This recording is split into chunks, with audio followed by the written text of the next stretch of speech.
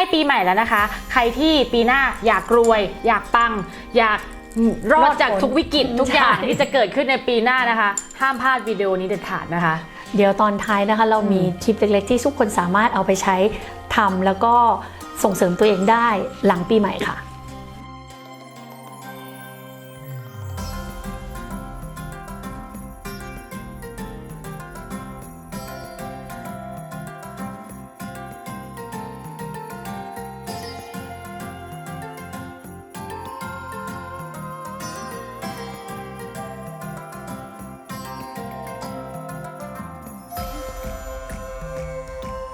สวัสดีค่ะยินดีเข้าสู่รายการ Talk Sense by อ๋อ Diary นะคะ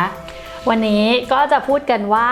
หลังปีใหม่แล้วเนาะเราใกล้ปีใหม่แล้วปีหน้าเนี้ยมีแต่คนพูดว่ามันจะต้องเลวร้ายกว่าปีนี้ใช่มันจะต้องคือปี 2021 เนี่ยหนักหนามากคือตั้งแต่ต้นปีไม่เคยแผ่วเลยตั้งแต่มกราถึงธันวานะคะเสถียรมาตลอดคนก็เลยกลัวกันว่าอุ๊ยแล้วปี 64 เนี่ยจะเป็นยังไงกันนะคะก็เราก็เลยทำวิดีโอนี้ขึ้นมาเพื่อที่จะให้เหมือนกับให้ความรู้ทุกคนแล้วก็แนะนำด้วยว่าทำยังไงอย่างน้อยก็เราเอาไปปกป้องตัวเองนิดนึงแล้วเราก็เหมือนกับหัวใจเราก็ฟูแล้วไงเราได้การอะไรพวกนี้นะคะอย่างน้อยก็ได้สบายใจนะคะแล้วก็อยากจะเล่าให้ฟังว่าประวัติการ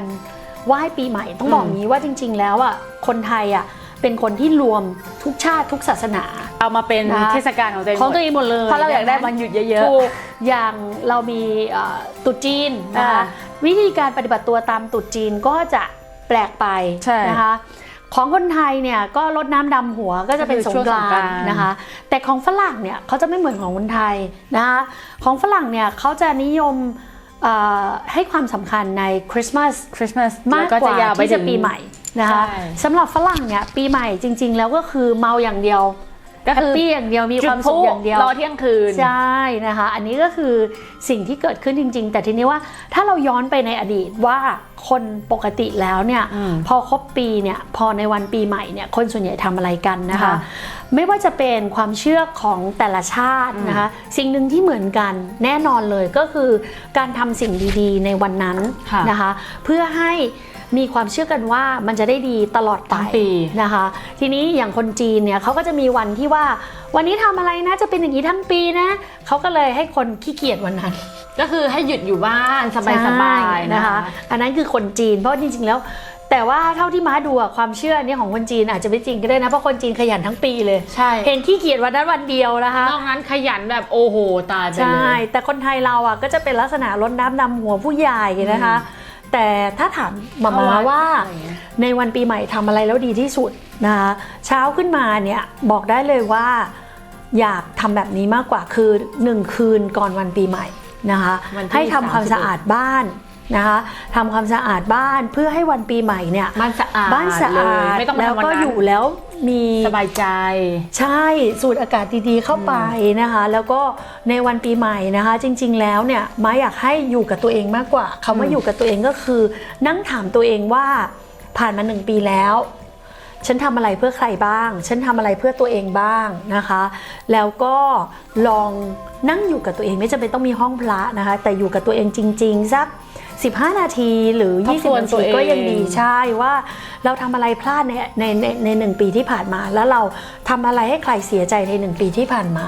เราจะได้ปรับปรุงว่าปีนี้เราจะได้ไม่ทำนะคะอีกอันนึงนะคะก็คือเช้าขึ้นมาเราต้องยอมรับว่าเด็กสมัยเนี้ยอย่างการ์ดเนี้ยให้ตื่นเช้าก็คงไม่อยากอะไรปีใหม่ทั้งทีกูอยากตื่นสายเพราะว่ายังไงคืนนั้นเราจะอยู่ดึกอยู่แล้วใช่ดังนั้นถ้าถามพี่อ๋อถ้าเป็นอย่างการ์ดเนี้ยการ์ดเป็นคนที่เลี้ยงสัตว์วันนั้นอ่ะก็ควรสเปนไทม์กับสัตว์คือให้เขามีความรู้สึกว่าคนเลี้ยงอ่ะคิดถึงเขานะคะเราให้ความสุขตัวเราเองทบทวนตัวเราเองเสร็จเราก็ไปให้ความสุขกับสัตว์ที่เราเลี้ยงนะคะอย่าปล่อยปละละเลยเขาทีนี้ถ้าเกิดว่าเราไม่ได้มีเนี่ยเราก็อาจจะนัดเพื่อนหรือไปหาคุณพ่อคุณแม่นะคะแล้วพอตกเย็นน่ะถึงจะเป็นช่วงเวลาที่ลันลาแล้วนะคะแต่จริงๆแล้วอ่ะมีอีกอันนึงที่อยากให้ทำก็คือเรามีเวลาตั้งแต่เช้าจนถึงเที่ยงนะคะแล้วแต่ว่าเราจะไปกี่โมงก็ได้นะคะเป็นช่วงเวลาที่เราอาจจะไปวัดไปทำบุญหรือไปทำทานนะคะไปทำให้ตัวเองจิตผ่องใสนะคะซึ่ง คลิปตัวเนี้ยพี่อ๋อบอกได้เลยว่าเดี๋ยวให้กัดบอกทิปว่าจริงๆแล้วไม่ใช่อะไรก็ไหว้ได้นะคะแล้วก็ต้องบอกว่าจริงๆแล้วในวันปีใหม่เนี่ยเราตั้งจิตอยู่บ้านถ้าเราไม่มีเวลาเราจะจริงๆแล้วพอพ้นปีใหม่เนี่ยประมาณ1 อาทิตย์1 สัปดาห์นะคะคนโบราณจริงๆเนี่ยเขาจะดูวันไหว้ที่เหมาะสมกับเขาใน1 อาทิตย์หลังปีใหม่ก็คือวันที่1ถึงวันที่7ใช่วันที่1ถึง1 สัปดาห์นะคะซึ่งแต่ละคนก็จะไหว้ไม่เหมือนกันนะคะแล้วคนเกิดแต่ละวันก็จะไหว้ไม่เหมือนกันด้วยซึ่งเดี๋ยวทิปตัวเนี้ยก็จะเป็นคนบอกนะคะเราจะมีทั้งบอกสีดอกไม้แล้วก็บอกวันแล้วก็บอกวันที่ควรไปไหว้แต่ก็ต้องบอกแบบนี้ว่าเลิกของคนธรรมดานะคะ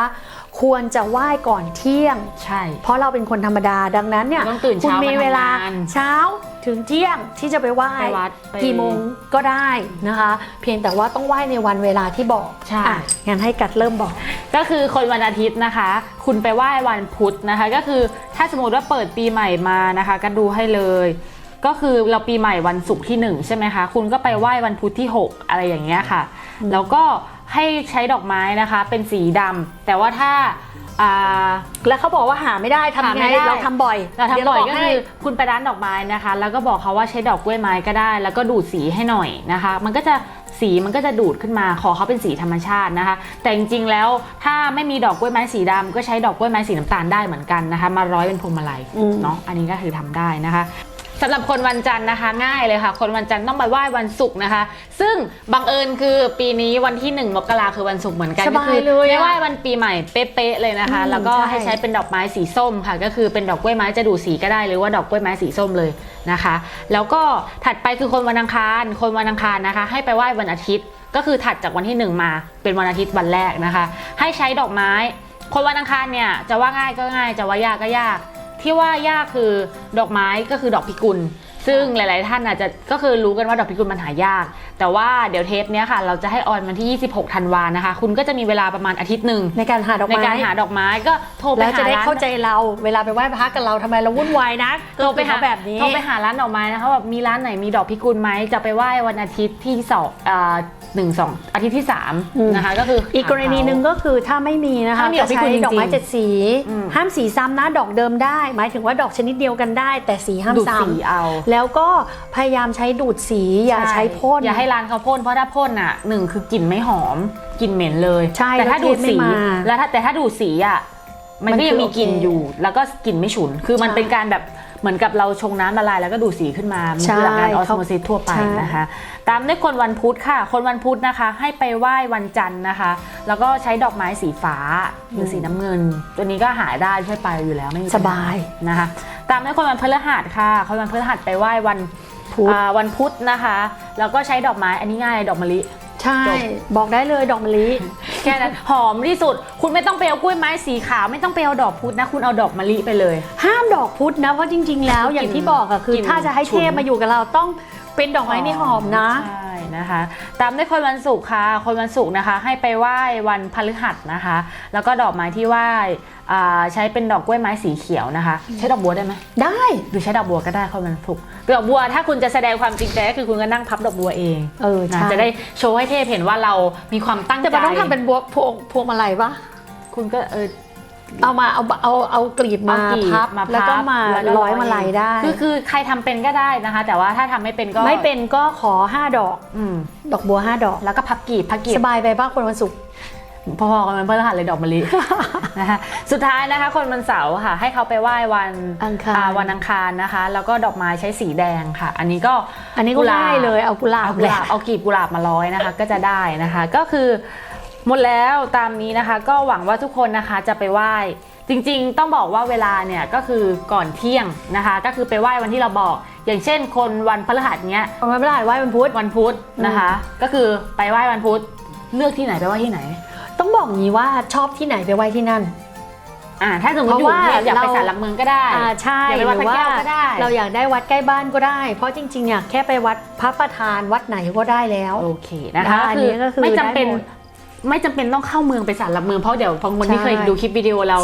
คือเมื่อปีก่อนเราบอกให้ทุกคนไปศาลหลักเมืองถ้าถามม้าไม่ไปไหว้ไหนเลยรู้ไหมไหว้ไหน เอาโต๊ะมาตั้งไหว้หน้าบ้านไหว้เทพประจำตัวนี่แหละเพราะจริงๆเลิกที่ให้มันคือการไหว้เทพประจำตัวเราดังนั้นถ้าเราไหว้โดยตั้งโต๊ะไม่มีอะไรบังหัวแล้วก็ไหว้แล้วก็บอกเขาว่าปีหน้าทั้งปีขอให้ช่วยเรานะขอให้ช่วยให้เราอ่ะมีทางเดินอย่าถึงทางตันขอให้มีคนช่วยเหลือขอให้เรามองเห็นทางที่จะเดินต่อไปนั่นคือหมาทำแต่ถ้าเรามีความรู้สึกว่าฉันอยากไปวัดไปเลยค่ะก็เอาดอกไม้ที่เราบอกก็ได้ แถมนะแถมของแถมของไหนจะปีใหม่แล้วนะโอ้โหแถมเยอะไปค่ะแถมได้แต่รอแป๊บนึงค่ะแต่เวลาไหว้เสร็จอ่ะอาหารเนี้ยกินเองไม่ได้นะต้องไปให้ทานนะแล้วก็บอกว่าบุญที่เกิดจากการให้ทานเนี้ยเราขออุทิศให้แก่เทพที่ปกปักรักษาเราทั้งหมดเลยนะคะเราจะจริงๆแล้วต้องพูดว่าที่กัดให้เนี่ยสามารถไหว้เทพประจำตัวของทั้งปีหน้าได้เลยนะคะดังนั้นเนี่ยถ้าช่วงไหนที่เรามีความรู้สึกว่าดวงเราไม่ค่อยดีเลยจะไหว้ก็ได้ก็คือเอาโต๊ะมาตั้งอย่าให้มีอะไรบังศีรษะแล้วก็ไหว้อาหารแล้วก็ไหว้ดอกไม้สีตามที่กัดบอกเมื่อกี้นะคะปีหน้าทั้งปีใช้ได้หมดเลยนะคะ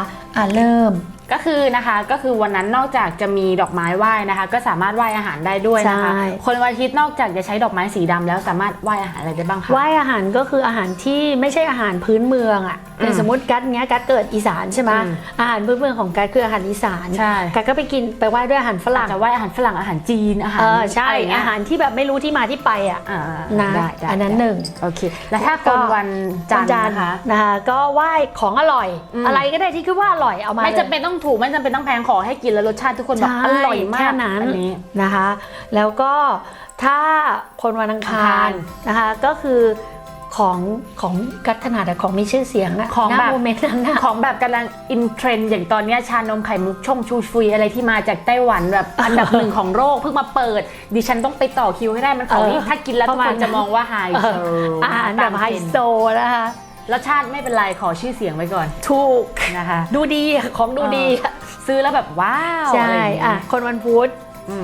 อาหารอะไรกับแก้มรสจัดไม่ถ้าเป็นคนวันพุธใช่ไหมไม่ใช่แค่กับแก้มนะลูกต้องเป็นของที่เป็นพวกยำเป็นอาหารสลัดเป็นสลัดผู้หญิงเนี่ยสลัดที่ว่าเนี่ยไม่ใช่สลัดแบบน้ำสลัดครีมๆอะไรไม่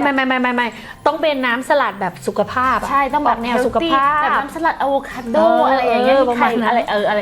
สลัดเม็ดซีอะไรพวกเนี้ยใช่เป็นอะไรที่ผู้หญิงกินนะคะไอ้ธัญพืชโบอะไรอย่างเงี้ยอะไรที่มันแบบว่าทำให้ฉันหุ่นดีค่ะนะคะตามด้วยคนวันพฤหัสค่ะคิดว่ากินอะไรกินเจกินผักไม่ใจกินอาหารสีเขียวก็ผักสีเขียวก็ผักบดแคนตาลูปไม่จะผักบางอย่างก็ไม่สีเขียวปะวะกินเนื้อหมูไม่ได้แน่ๆเนื้อหมูสีแดง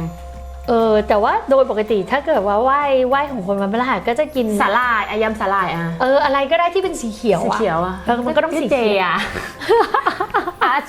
ซุปผักโขมใช่ฝรั่งสลัดล็อกเก็ตประมาณนั้นมีเนื้อสัตว์ได้แต่ว่าไม่มีจะดีกว่าใช่นะแค่นั้นแล้วก็คนวันศุกร์ค่ะคนวันศุกร์อันนี้ละของจริงเลยอันเนี้ยกินเนื้อสัตว์ไม่ได้เลยอันเนี้ยต้องกินอาหารที่อย่างคนวันพฤหัสยังมีเนื้อสัตว์ปนได้บ้างนิดหน่อยก้มแก้มนิดหน่อยนะต้องเป็นสีเขียวเป็นหลักใช่ไหมคะแต่คนวันศุกร์เนี่ยคือเจล้วนๆเต้าหู้ผัดฟองเต้าหู้นะคะเต้าหู้คลุกเกลือทอดนะคะอะไรก็ได้ที่มันไม่มีเนื้อสัตว์เลยย้อนไปเมื่อเดือน2 เดือนที่แล้วที่อาหารเจมันมาค่ะอาหารประเภทนั้นเลยใช่อันนี้สิอาหารพวกอาหารรสจัดกับแก้มเหล้าถั่วยำปลาหมึกแบบปลาหมึกแซ่บอะไรอย่างเงี้ยค่ะอาหารที่เขาไว้กินกับเหล้านะก็คือน้ำปลาใช่สำหรับคนวันเสาร์เนาะเป็นอะไรที่คนวันเสาร์ไม่ชอบอันนี้คือคนวันนั้นเอาอาหารประเภทนี้มาไหว้เสร็จก็ให้ทานใช่ไม่ใช่ให้เอามาทานเองนะคะให้คนอื่นไปค่ะใช่ให้คนอื่นไปแล้วตอนที่ให้ก็มันมีคนเคยได้ถามนะน้องกั๊ดพี่ไหว้เสร็จแล้วน้องกั๊ดบอกให้พี่ให้ทานพี่ก็ให้ทานพี่ก็ทานเลยไม่ใช่ทานของเขาเองไม่ได้ให้ทานคนละทานคำว่าให้ทานในที่นี้คือเอาไปแจกคนอื่นนะคะแล้วก็บอกด้วยว่าบุญใดที่เกิดจากทานนั้นขอยกให้กับเทพที่ปกปักรักษาตัวเราอาจจะเอาไปให้พี่รปภอาจจะให้เอาไปให้เพื่อนบ้านหรืออะไรอย่างเงี้ยนะคะอันนี้ก็คือบอกว่าให้ บุญใดที่เกิดจากทานนี้ยกให้เทพที่ปกปักรักษาเรานะคะ ขอให้เขาช่วยเหลือและปกปักรักษาเราขอให้เรามีทางเดิน ขอให้เรามีทางออกให้ชีวิตนะคะ แล้วก็สิ่งที่กัสบอกเนี่ยใช้ได้ทั้งปี ก็คือใครช่วงไหนรู้สึกไม่สบายใจก็ หน่อยนะ นิดนึง อะไรอย่างนี้นะคะ ก็เอาโต๊ะมาตั้งไหว้อย่าให้มีอะไรบังศีรษะแต่ถ้าบอกว่าฉันอยากไปวัดฉันไม่อยากไหว้ก็ไปเถอะตามสบาย แต่ไปวัดก็ เอา อาหารก็ต้องเตรียมดีๆหน่อยนะ นะคะ แล้วก็ดอกไม้ถ้าคุณที่เอาไปวัดต้องเอากลับมาที่บ้านไหมหรือว่า ไม่ต้องเอาทิ้งไว้ที่นั่นเลย ก็คือถวายเลย ถ้า ไหว้ที่บ้าน ถ้าไหว้ที่บ้านก็มาวางไว้หัว หัว เตี เตี ย ย ง งใช่เผื่อ นะคะ บางคนถามนะคะ ก็สำหรับเทปนี้ก็ขอบคุณนะคะ ทุกคนที่ติดตามพวกเรา Talk Sense by Or Diary มาทั้งปีนะคะ ก็หวังว่าปีหน้าทุกคนจะยังติดตามพวกเราเหมือนเดิมนะคะ แล้วก็ฝากสนับสนุนพวกเราแล้วก็กดไลค์กดแชร์กดติดตามนะคะ ถ้ามีคำถามอะไรก็กดคอมเมนต์ได้ตลอดนะคะบ๊ายบาย สวัสดีค่ะ สวัสดีค่ะ